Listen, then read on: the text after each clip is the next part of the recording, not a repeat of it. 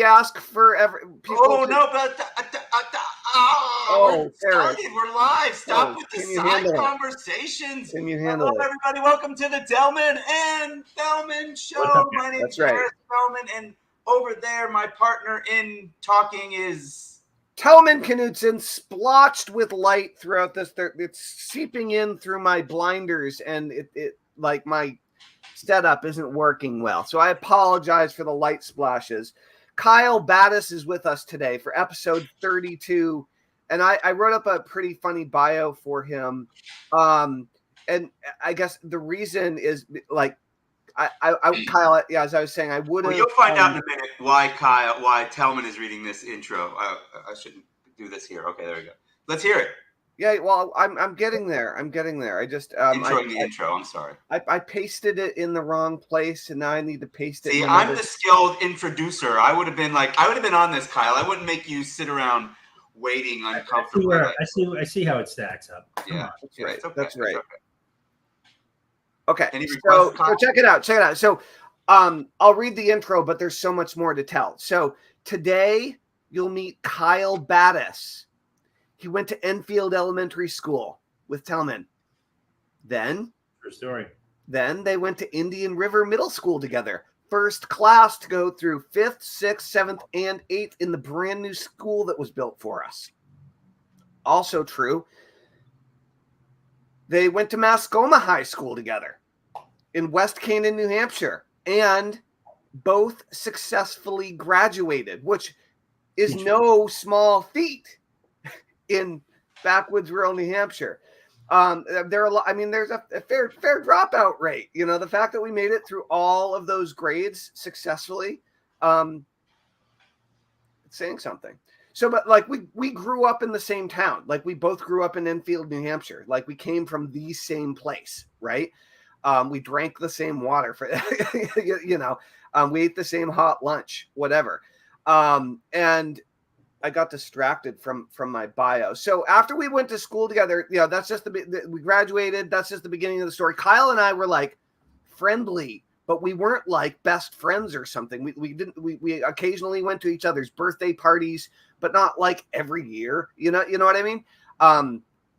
And so Kyle went on.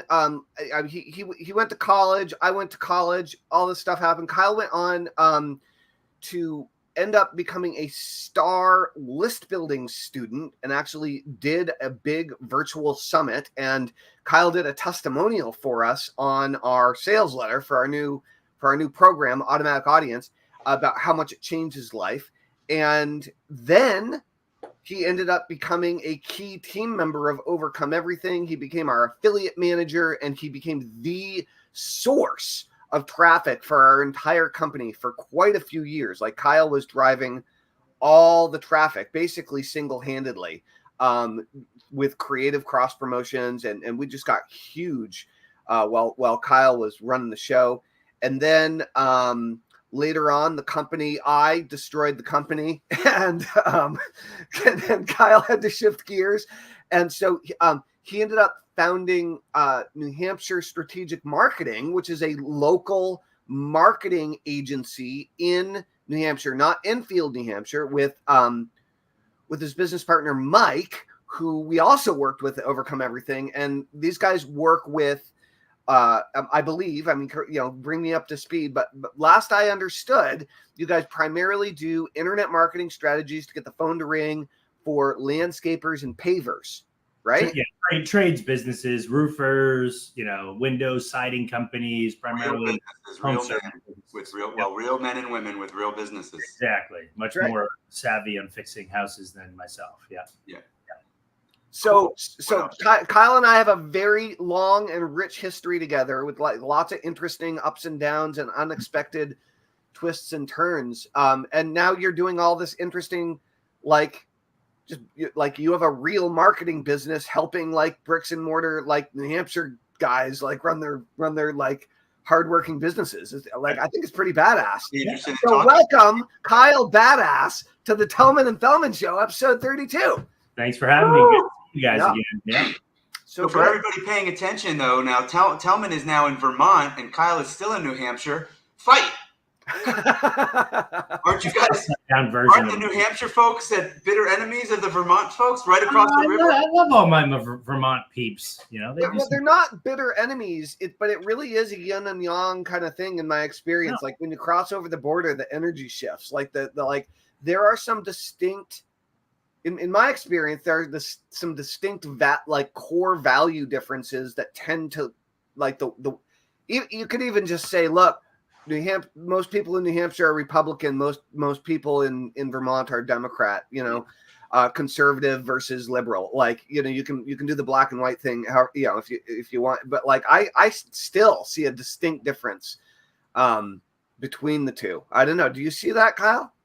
Yeah, I mean, you know, I have family that live in Vermont. Like my brother runs his catering business out of Vermont, and you know, good people. I love them. Yeah, but not as much since he's in Vermont. A little bit less. So, Kyle, did you really want to see a magic trick, or were you just teasing? I want to see a magic trick. Yeah. I don't know if I could. I don't know where I would do one. Oh my gosh, look at that! I even have a table already set up look at that with a deck of cards on it. Imagine right. that. Entertain me.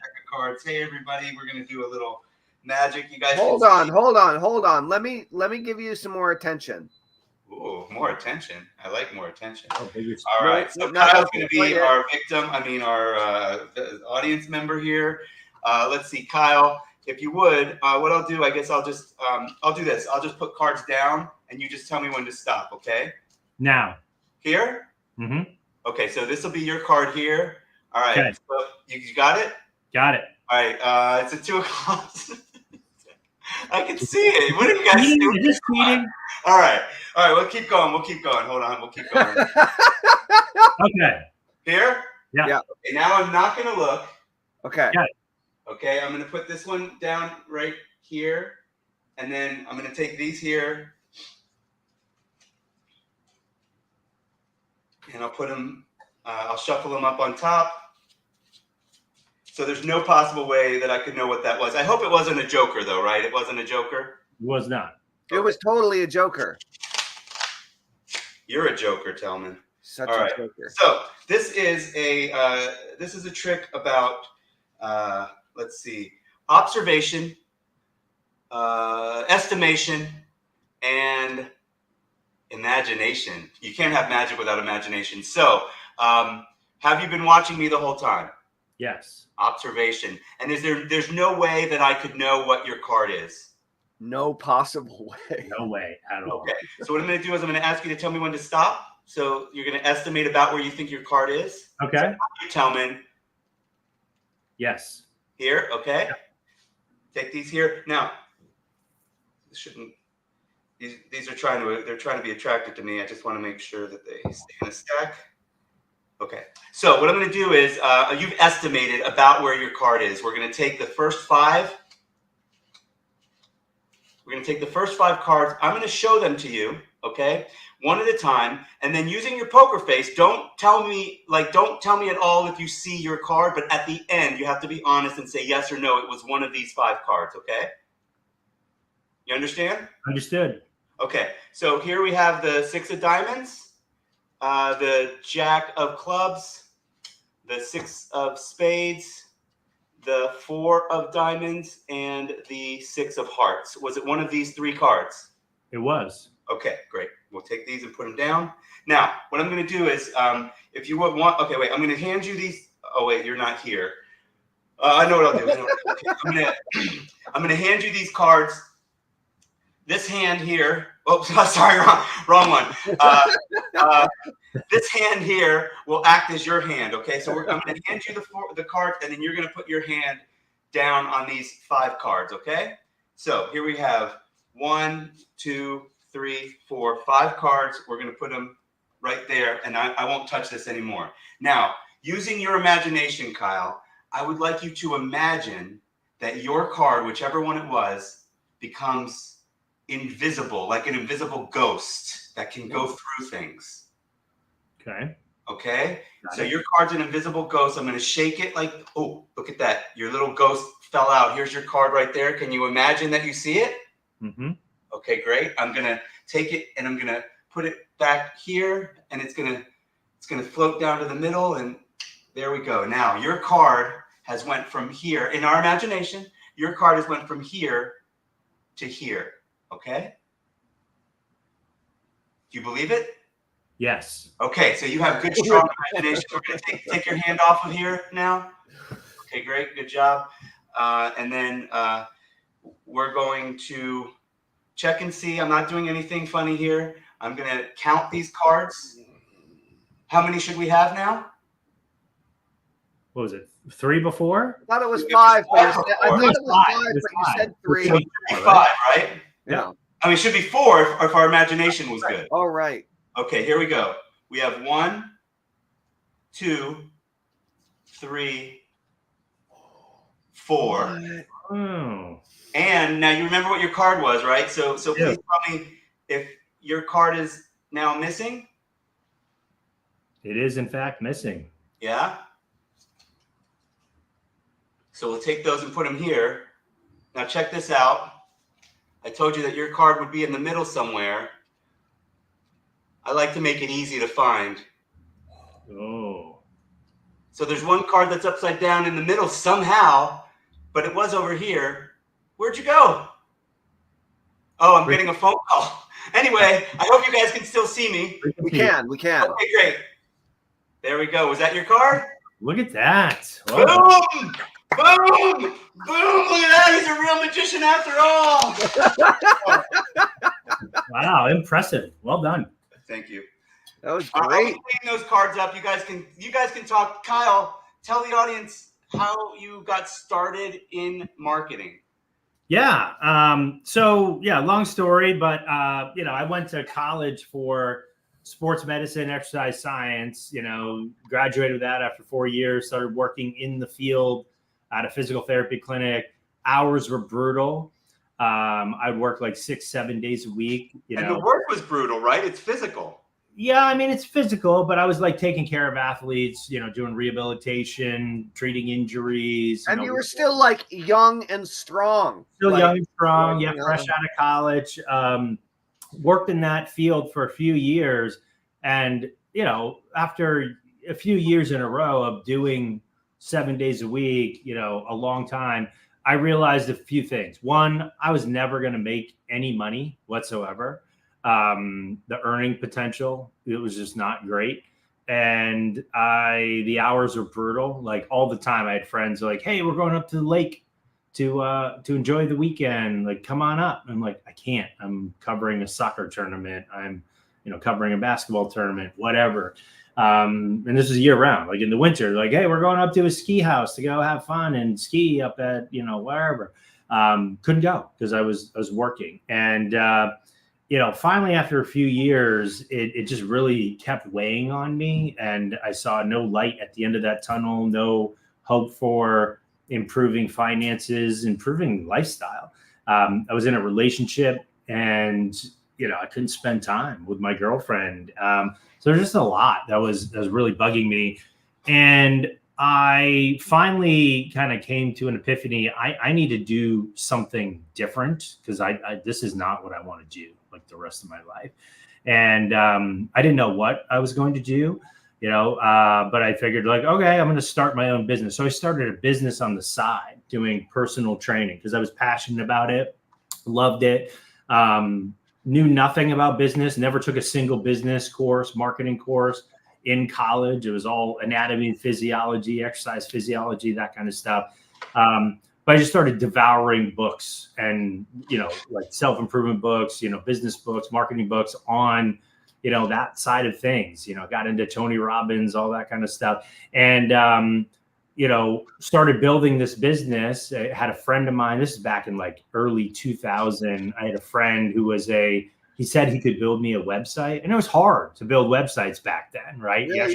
Step one, learn Dreamweaver. Yeah, it was like step one. There wasn't really WordPress yet, or just barely. No, right? like didn't exist yet, and to like stream video on your website was an act of God. It was really, challenging and complicated. So I had this guy build me a website. It was terrible. Like I appreciated his effort, but like to get him to make changes to the site was like pulling teeth. So I said, screw it. I'm just going to learn how to do it myself, and started like teaching myself, front page and Dreamweaver and all that kind of stuff, built my own personal training website, started an email list, which was essentially like a blind carbon copy Outlook list back in the day of local people interested in personal, totally like can spam, like violations, like, well, it wasn't that can spam didn't exist. Yeah, exactly. That was predated that. So it was fine, and it worked. But I'd send out this newsletter and, did workshops. It's trying everything. And this is on top of like a very, very full-time job, building that. And I think it was around that time that I was at a family. I went and visited my family up in Tellman and I's old stomping grounds. And I ran into his sister, who was friends with my younger brother. I'm just about to fly down to Florida because my sister and mom live in nice, but they both just basically lost their homes. They lost essentially all of their possessions in the hurricane. I'm so sorry. Yeah, speaking of Sarah, she's like, oh, jeez, having it rough. So I'm gonna probably fly down in the next couple of days to Florida and help them clean up. But yeah, all right, sorry to interrupt. Well, yeah, give her my best for sure. And I hope Mike and her, get through that all right.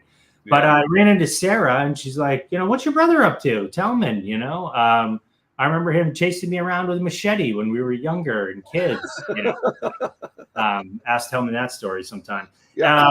She's like, he's running multiple, hypnotherapy clinics and he's got multiple locations and he's into marketing and all that kind of stuff. So I reached out to Tellman. I think we met like at a Borders bookstore in West Lebanon. That is true. That is true. And then started talking marketing and personal development and geeking out on that stuff. We kept in touch.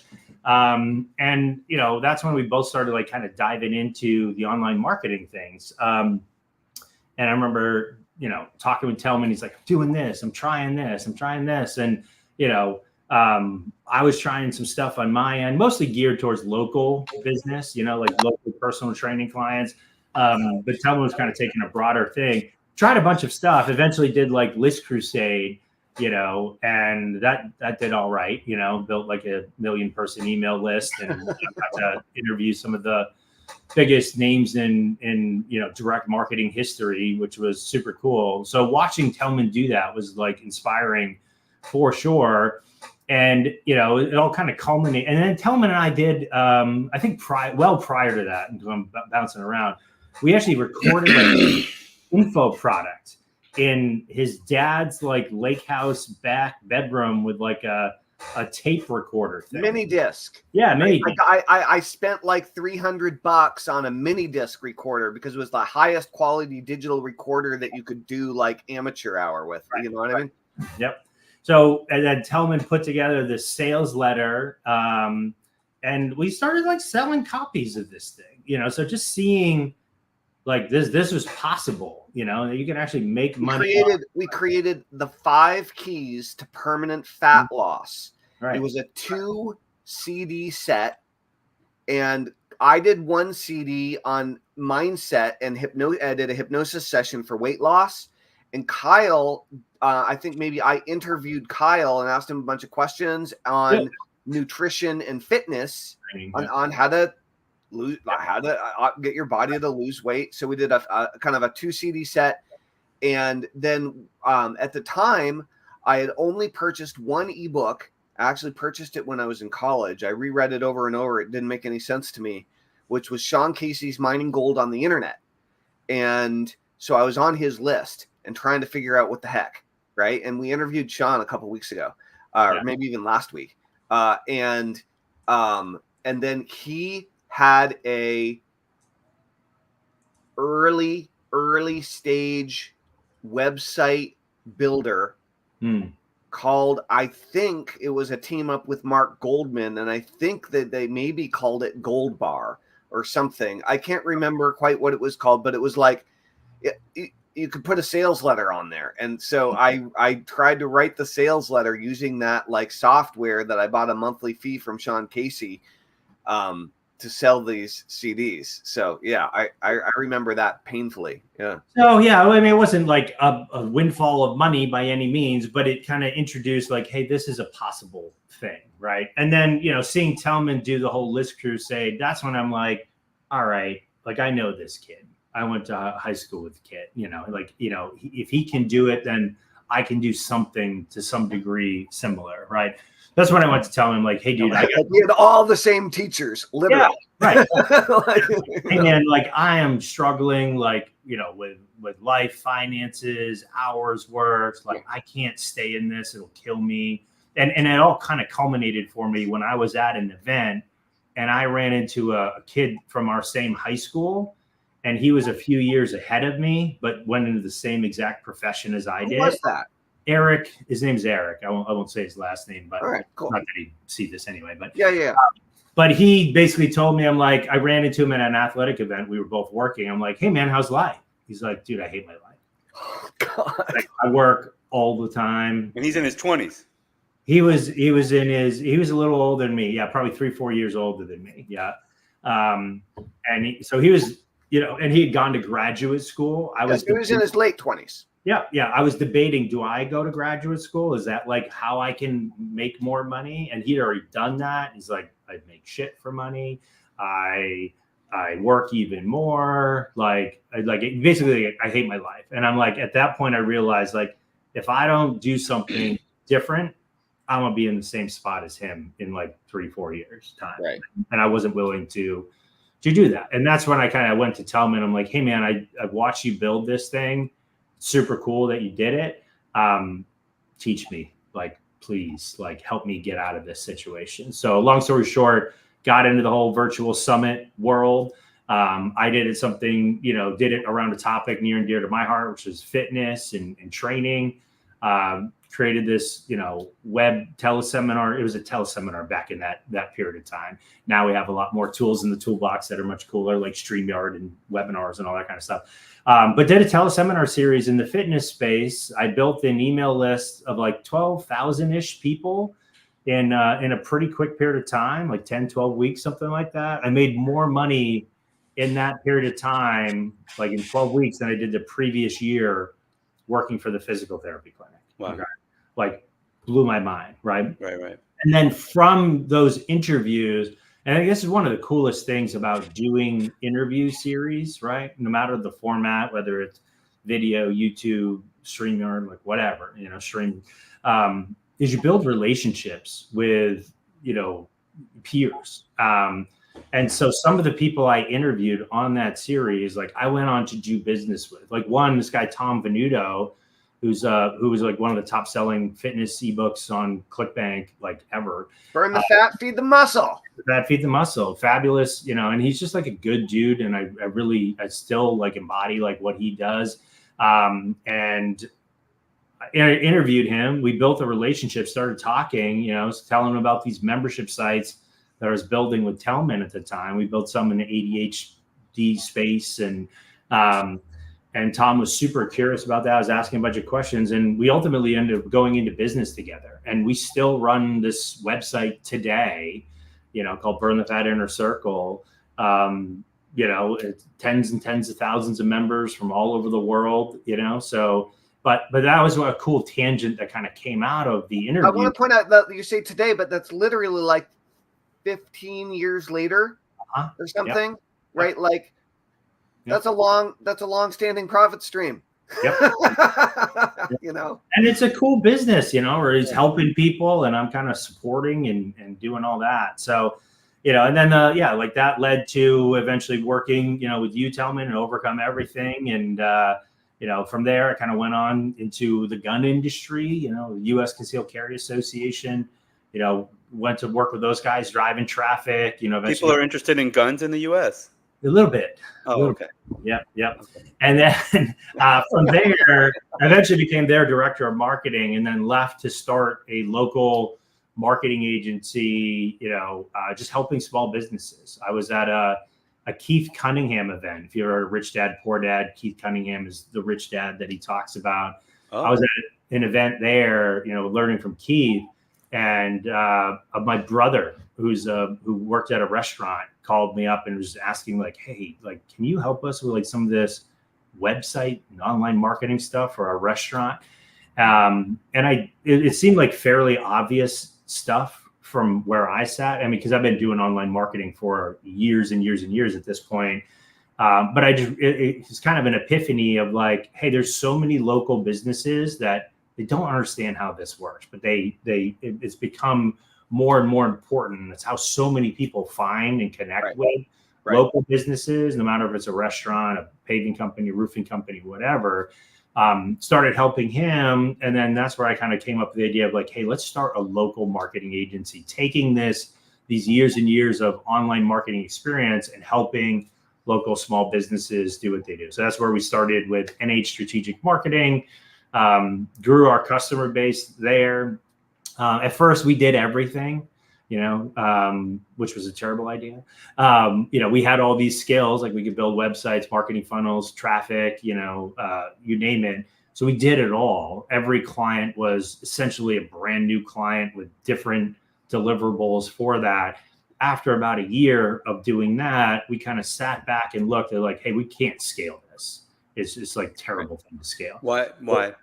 It was just because every client was different and there was not a consistent, deliverable for each one where, and we weren't charging enough to make that like a viable business model. And you couldn't charge too much because they're small local businesses. They're small businesses. Have you guys ever read Built to Sell? Yeah. Yeah. So it reminds me like you were in the Built to Sell situation, right? Yeah. So we asked a couple questions like, hey, what do we like doing the most? Right. And what actually moves the needle for our clients, right? Yeah. For all home service businesses at that point. And it was really paid lead generation, like paid, like they just wanted their phone to ring. Like they knew how to sell. They knew how to do a roof. They just needed leads, like people that were actually looking to get roofs done. So we started leaning into like Google ads, lead generation, Facebook ads, lead generation for small businesses.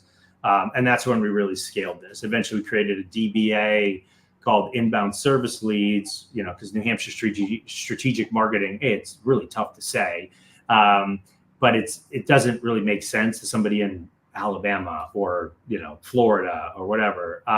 So we created Inbound Service Leads where I think it's a better descriptor of like what we actually do for our home service clients. And now we work with clients nationally, making their phone ring and keeping them busy. So that's you guys are working nationally now. We work nationally. Yeah, we have clients in probably 36 states or so. Yeah. Dude, you guys are rocking it. Congrats. Yeah. That's really great. Cool. Yeah.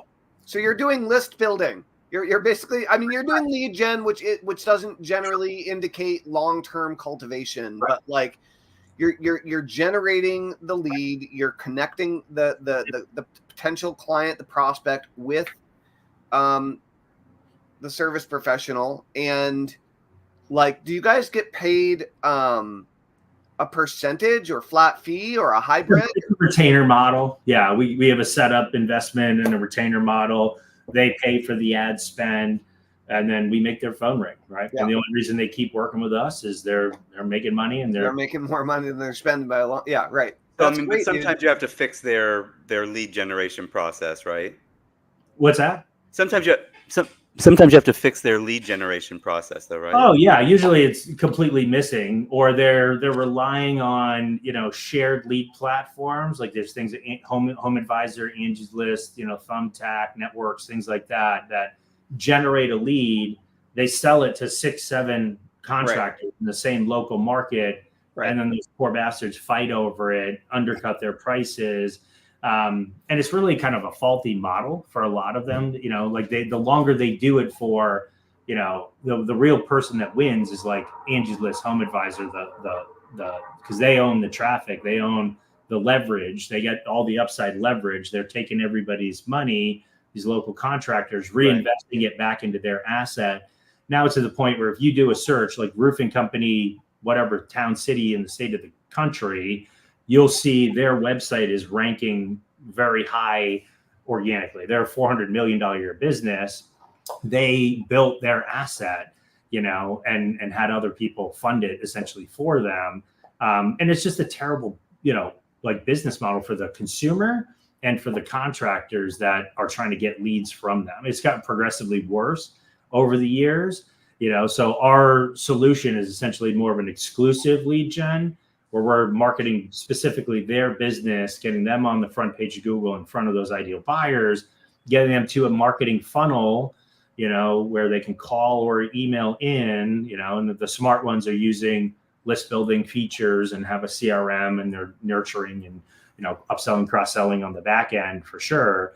But yeah, like it's a much different situation for our home service businesses that are getting direct exclusive leads compared to those shared lead situations that are out there.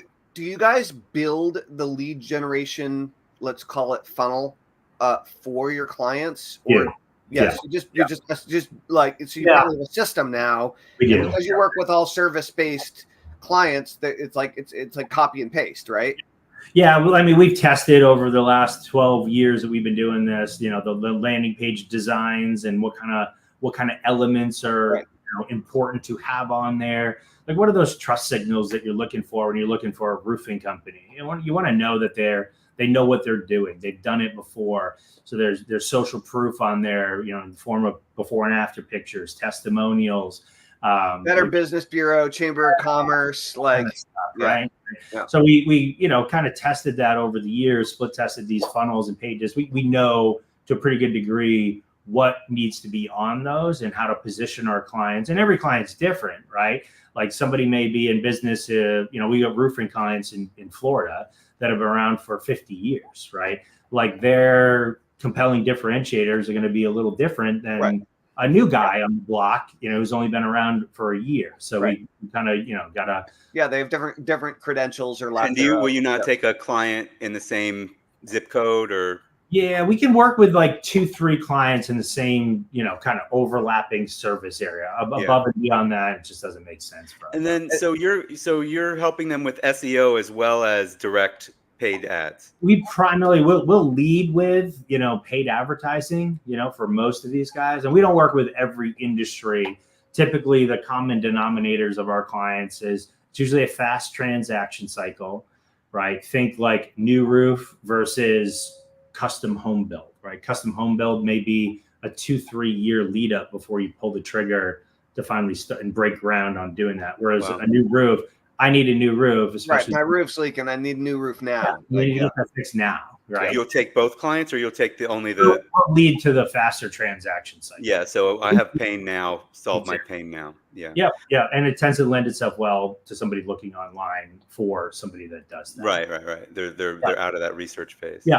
So second criteria is typically the transaction. That initial transaction size is usually big enough to justify, the ad spend in there. So like a new roof, most of our guys are, getting 12, 15, 20K plus for a roof, and they're making 30 to 40% plus margins. There's enough meat on the bone for them to. So you just need 2 clients a month. I mean, you just need to get them 2 clients a month, and you make plenty of sense. Yeah. Whereas me as a magician, I charge $1,000, $1,500 a show. I get all of that. I mean, technically. Sure, there's a couple $100 in, maybe I'll lose a deck of cards or I'll even buy custom cards or whatever, but whatever. Mm-hmm. It's a little bit harder. It's a little bit harder to justify hiring somebody like you to pay you. I don't know what your retainer is at $3,000, $5,000 a month. And, that's hard for somebody that doesn't have the right. It's not just hard. It's just, it doesn't make financial sense. Is more what I mean. Tough math for sure. Yeah. So we tend to kind of figure it out. Like, there's a handful of niches in the home service space that we work in. We're always finding new ones. You're going in and you're essentially, you're competing against the Angie's List. We are. Yeah. We are. So I guess, how do you? And they're paying for Google ads as well as being in the SEO, right? Sometimes, yeah. In certain sub verticals, you must be able to beat them a little bit, like with Google Maps. Like, at least that helps. We can't compete in the Maps pack, So like for clients that have a Google business profile with a physical address, we can actually connect the paid ad campaign to their Google business profile. So they could essentially have a paid ad spot up at the top of the page, like, looking for a local roofer, but they could also show up in the Maps pack as another sponsored listing with all their, associated social proof associated with that. And they could, have their organic profile there too. So a lot of what we do is we play Monopoly. Plug it in. Yeah, right. On the internet, right. Like internet monopoly. We're trying to help our clients own as much of that front page of Google as possible. Right. Which increases the click-through rate on any of the profiles that they have that are showing, organic or paid, and they're winning no matter what, So that's part of what we want to do is show up in the paid spots in as many spots as we can, but also help improve the organic side of things as well, because they get free organic leads on top of what they're getting from the paid stuff. And then do you help them with their communications with the email lists? Most of our guys are like some of our more sophisticated clients. Like we have clients that are roofers that also do, they've got kind of built out other horizontal verticals. Like they do outdoor hardscaping, patios, pergolas. They'll do remodeling as well. More of our more sophisticated clients that do that kind of stuff where they can get a client on any one of those front-end services, they're pretty good at upselling. There's other services that are rolling out throughout the year, as the seasons change to service the same people. Sorry, when you said sophisticated, I just pictured like a roofer showing up in a tuxedo, with a monocle. Hello, I'm here to fix your roof. Yeah. Oh, that's funny. That's funny. Kyle, so as you've moved from health and fitness, weight loss, internet marketing for a long time, then you did a bunch of stuff in, guns and survival, and now you're spending, and have been for over a decade, a lot of time with these local businesses. What do you see, for someone that's trying to get better at internet marketing? What are some of the like Kyle Battis rules of the road? Like, what are some of the constants that you see to pay attention to that are important for people to be thinking about, and how does that apply to where you're at right now? Like what's your philosophy on all this stuff after all this? Yeah. I mean, I think, there's a couple angles to approach that from. I think, for any business, I was always a big fan of Dan Kennedy, and in his direct response principles.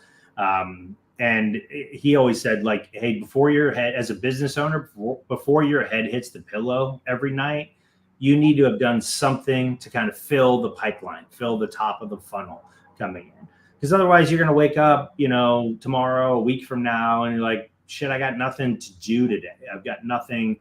And when you have a crew, like you've got multiple crews on your roofing, company, and you got sales guys depending on that, you've got front office staff, like I've got clients that have 20, 30 people, in their like small little roofing business, bless you, Harris.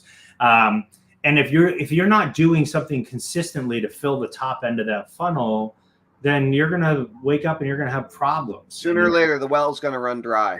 The well's going to run dry. So I think having consistent systems, and I'm always a believer in having multiple things to kind of feed the top of that funnel. What we do primarily, for our clients is we do 2-3 different things that we know work consistently, for our guys. So, I mean, I think, like what. Sorry, I'm allergic to work. It sounds like too much work. No, I'm just kidding. I know.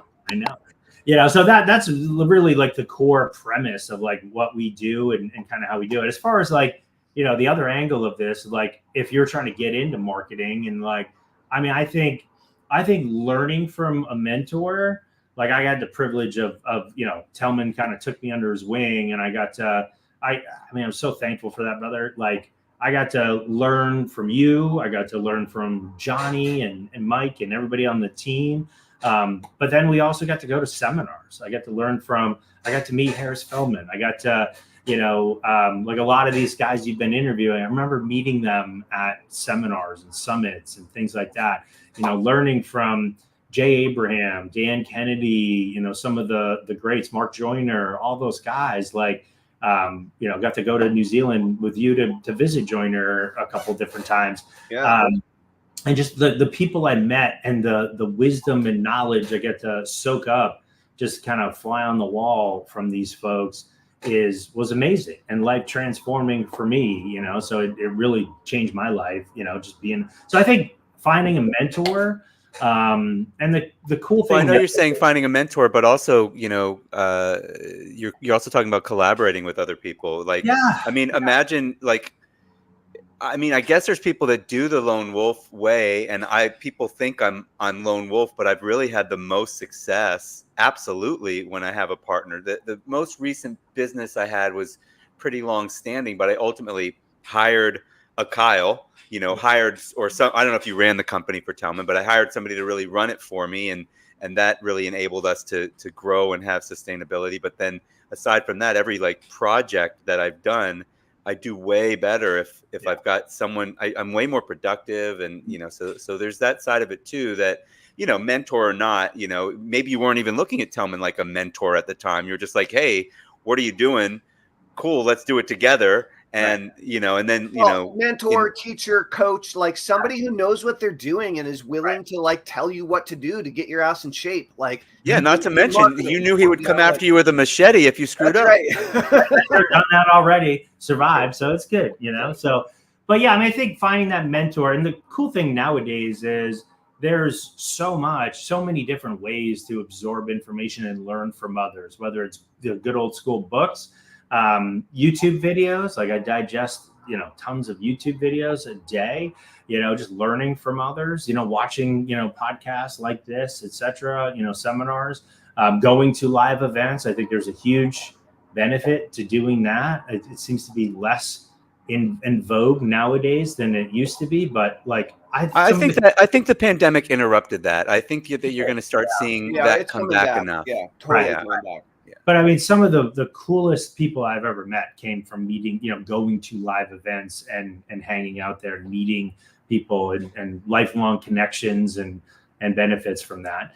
And I think, you know, one of the things Tellman drilled into my head when I was a student is like, when you buy a course, like, you know, like invest in it, do it to the letter. Don't modify it. Don't change it. Don't, you know, sprinkle your magic pixie dust into it because you don't know shit yet. That's true. Follow it to the letter, execute relentlessly, and do it. And then once you've done it, then you can iterate on it. Then you can, you know, add, tweak, etc. But that's a huge piece too. And then I remember also too, you know, Tellman drilling into our heads like, you know, hour of education a day, hour of implementation a day. You know, it doesn't do you any good if you're just a professional student, but you don't ever take any action and do anything. You know, like I took action and things came from that action. You know, I think Dan Kennedy said, if you want to be successful, you got to be somebody, you got to do something, you got to say something, and you got to be somewhere, right? Like showing up at events, you know, like actually doing something, taking action on a course, you know, having something to say, have a stance on something. Like success tends to come from those types of activities. You know? And I can tell you, Tellman still puts that in action and believes in it, because him and I are putting up a long form sales letter and funnel based on the automatic clients model from Alan and Alan Sultanic. And it's, you know, we're starting off very letter of the law. I mean, it's, nice. And, you know, we both have agreed to that, but sometimes we're like, God, this is long.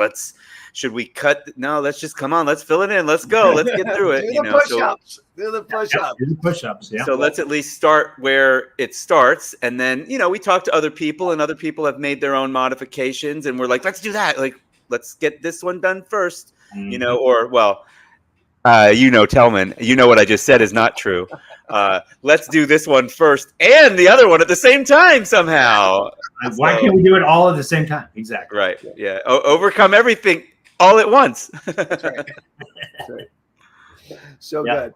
Awesome. Kyle, I really liked the feed your funnel thing. And it's so true. And even in email marketing outside of the local business world, it's more true now than it was before. And the reason is email deliverability, man. It's because, so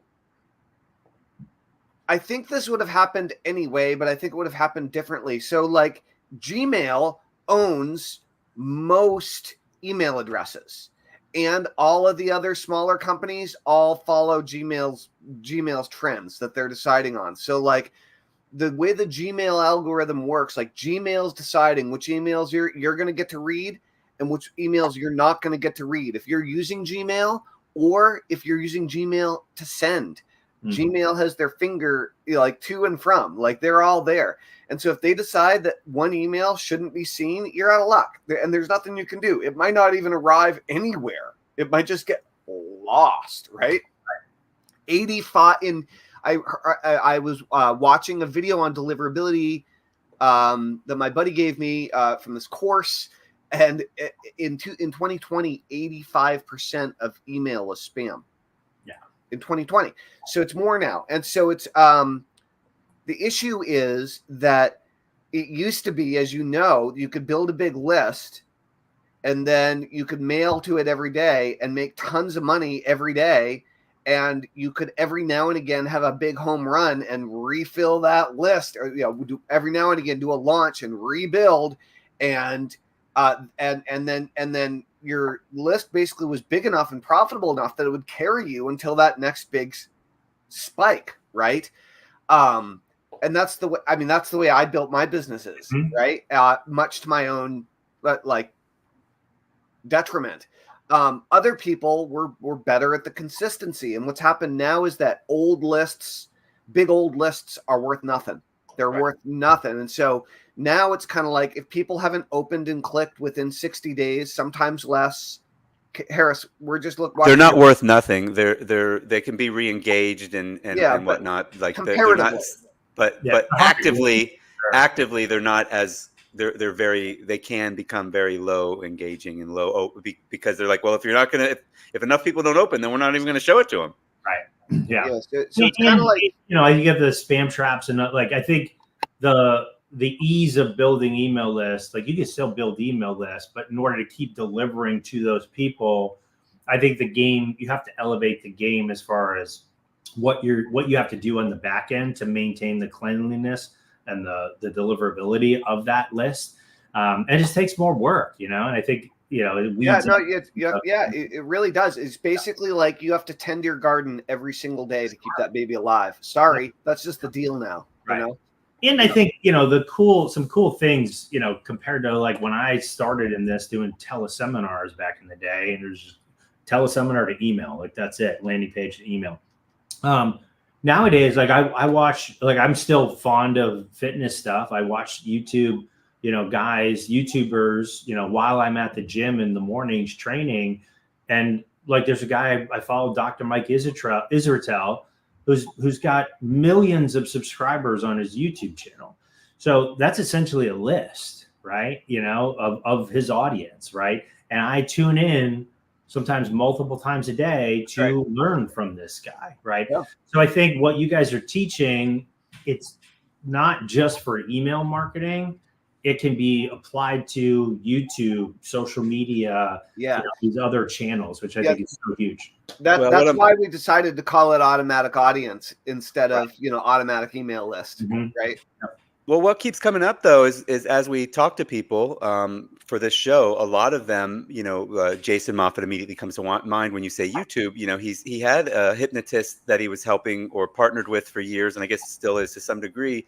Had a YouTube channel with 1 million subscribers and gets hundreds of thousands of views. But the most important thing for him was still building the email list. Absolutely. Yeah. It's still like if they're an engaged and interested audience, then an email list, or there's a huge surge now. We haven't talked about this, Tellman, in newsletters, which are not what you and I call an email newsletter, which is a dedicated broadcast. It's they do something completely sacrilegious, and they have more than one subject per email that they send. I'm familiar with how will people function? It's really hard. Like I'm probably going to do something like that in comedy, but it's like, what? This goes against my grain. What are you talking? But it's pretty much like it makes sense though if you think about it, because people are they're already segmented. They open their phone and they've got 75 different things that they could do. So they open an email and it's got 4 different things they can do. What am I most interested in? So I don't know if any of your clients have newsletters that continue to connect with people and give them value. But so like that's huge. Like even if those guys only got, I don't know, 10% extra business by having a decent, interesting. It's you're talking about people that are making a few $1,000s per. Get out of here, Tellman.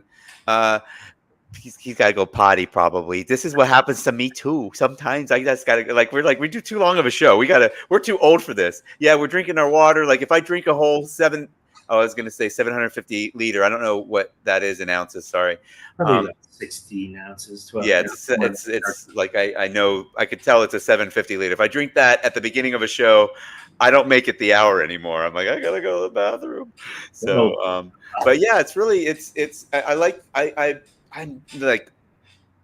I'm jealous. I don't know if it's a grass is only greener. Like I got really complacent and content. I used to think those were the same word, by the way. I literally, like, one of my I don't know if you knew Timmy Sentner at all. He passed away. He passed away this year, actually. Him and I were really close friends, and he was like, why can't you just be content? And I'm like, no, I don't want to stop. I don't want to be content. That, but he's like, no, content means you're happy with where you are. Be happy with where you are. And it took me years to actually, that's like this whole gratitude, wake up, be grateful. And, I have friends that do that naturally that have nothing to do with, like, maybe they own a business or whatever. This is a great opportunity, since we haven't run out of time yet. It's a good opportunity for positive focus. Like, okay. What are you happiest or most excited about in your life right now? Well, you could swap out gratitude or gracious for or appreciative of. Before we go down that road, I just want to say, if anybody happens to have like a real business that could benefit from Kyle's services, why not tell them like where to go for that? Inboundserviceleads.com, is it? That's right. Just inboundserviceleads.com. If you're, the chances are slim, Kyle. The chances are slim, but with you guys, but this is guy's one of the long-standing direct response marketers, and he's applying his incredible guru knowledge, which I'm sure he wouldn't call himself, for local businesses. Yeah, but like Kyle is the shit. Like Kyle and Mike. I worked with both of those guys for years. I mean, I've known Kyle my entire life, and like Kyle knows what he's doing. He's rock solid. He's ultra dependable, ultra reliable. Like high level of like. Attention to detail and quality control, and make sure to do things right. He works super hard. Like, if you want to generate leads for your service business, hire these guys, period. Like, they're really, both of them are like born and bred in New Hampshire. Like, they're strong as granite. Like, they're not going anywhere. They're solid like a rock. No, but seriously, their business is long standing, and they're both really like, I don't know the rest of their team, but I assume that they like share some common values. But like the founders of the company, Kyle and Mike, are really, really, really great human beings. Okay, so now answer the question, Kyle. We've given you time for it to marinate in your brain. What are you happiest and most excited about right now? I mean, I'd say, hey, just like to chat with you guys again. All fond memories, of the internet marketing days and all that. Super thankful you, Tellman. Like literally, you helped me change my life, bro. Like dead serious. Like I was not happy with the path I was on.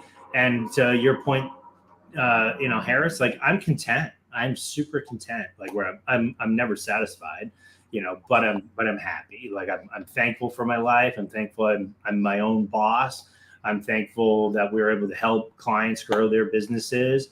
I'm thankful to still be connected with Tom Venuto, which came from like, Tellman's teachings and implementing the perpetual marketing machine, the old version of that back in the day, and doing the summits and things like that. Thankful for the marketing education I got, being part of, your world and traveling all over the world, learning from some of the most amazing marketers on the face of the planet. So yeah, I wonder what kids learn in school related to digital marketing. My son is in a hospitality management school, and he's like, I'm learning about digital marketing now, so I can finally understand what you and mom do, you know? I think But I'm like, no, you probably won't. But you'll learn more from like a good direct response workshop, you know, than you'll ever learn in. Oh, you know, I meant to ask, and we've only got a few more minutes because Kyle has a meeting in 10. So do you do anything with AI related to these clients, or are we not need to be there yet? No, we will use like, you know, like part of like once we get a client, we get the paid lead generation dialed in, and then we're building out like website SEO type stuff. We'll leverage AI, you know, kind of more of an AI assisted kind of thing to help build out. Oh, I think that's the way. I think everything should be, you know, human. We've talked a lot about that on the show. Human combo with AI. What do we call it? Bionic. Somebody called it. Who calls it that? Sean. Somebody calls it bionic marketing. Who told me? I don't even know. Who I didn't tell you. It was one of our guests, probably Jason Parker, if anybody. But we should look up who and get him on the show. Whoever coined the phrase bionic marketer. That's what it is, right? But I think everybody's, you know, we're gonna have to go there before, you know, they kick us out. The AIs kick us out of the seat. Tools that help with management of the ad campaigns. Right? Yeah. What used to be all manual tasks, like getting into the hood of a Google Ads campaign, now we've got AI that's running the base route, you know, like very repeatable, you know, kind of triggering to the human that's managing the campaign, like, hey, this needs attention. You know, it's kind of gotten above a certain cost per click or cost per lead or whatever. So we're leveraging AI in that way as well. So Kyle, I had somebody helping me with my magic site for a while, and we spent some money on Google Ads, and she was okay spending like a lot of money for like really keywords that were related, but not like directly related to me getting gigs. It was like comedy shows or whatever. Like it was, and she wasn't trying to fool me. She felt like it was to increase the Google juice on your page. You've got traffic now, so Google knows that you know what I mean? Like, is there any truth to that, or do you? How did it work out? I'm still here doing marketing shit. I got mixed views on that. I mean, most of our clients, like we're not doing like top of the funnel keywords or very broad keywords.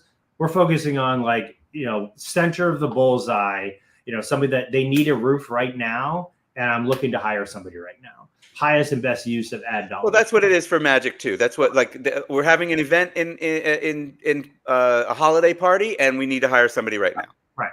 Like that's going to be your highest and best use of like, you know, online advertising dollars. But then you can start expanding. Like once you kind of max that out, you add another crew, you increase capacity, and I want more. Yeah, sure. We got to start going outside of the bullseye and start going a little bit bigger concentric rings. And that's where we could do like, you know, more broad match keywords, top of funnel type keywords. Is it going to be as likely to produce a customer in the next 30 days? Probably not as much, but maybe it gets them on a list, gets them into your world, they follow you, and that can have a longer tail to it, you know, or doing YouTube videos, you know, remarketing type stuff. You know, there's certainly other ways to do it, but 99% of the time for most of our home service businesses, we're starting with Google search, you know, so only showing up on the front page of Google, not on the partner networks, you know, like a banner ad on some random display network, partner network. Yeah. You know, so most of our guys, it's Google search based is where. Cool. Okay. Cool. Yeah. Very cool. Well, this has been great. I just got some free advice. Gotcha. No, I might want to follow up with you and see if you've got like an hourly. I know you're going to say no, Harris, I won't charge you, but I would prefer to maybe pay you a little. Oh, okay. Definitely charge. Okay, great. Yeah, maybe we can jump on and you could help me with my personal Google stuff. So yeah, we can audit it and take a peek and see what we see. Yeah. Yeah, there's not much to see right now. Okay. Nice. Good chat. This was awesome. If you guys like what Kyle has to say and you have a service business and you need some leads, go to inboundserviceleads.com, hire Kyle and his team, and you can thank me all the way to the bank, I guess. Kyle, this was really wonderful. Awesome interview today. Thank you for showing up and being here and saying such wonderful things and knowing you my whole life. Like, man. We'll see what happens next. I thought we told everyone they had to shave their head. What's going on here? That's right. I'm gonna delay that as long as I possibly can. Kyle, you have the most hair of anyone on the show today. That's a little odd, right? Yeah. It's very you're very well groomed. Like it's like very intentional. I try. Right. That's right. He combed his beard. Awesome. Thanks so much for being on, Kyle. It's been really good catching up to you as well. Yeah, absolutely. Thanks for the magic trick. That was up. Yeah. I think we should start every show with a magic trick, Harris. Ooh, I bet you do. Get prepared. All right, thanks, guys. We'll see you tomorrow morning at 9 a.m. Eastern on the Tellman. I think it's 10 tomorrow. Sorry. Bye. Oh, he's gone. All right, but.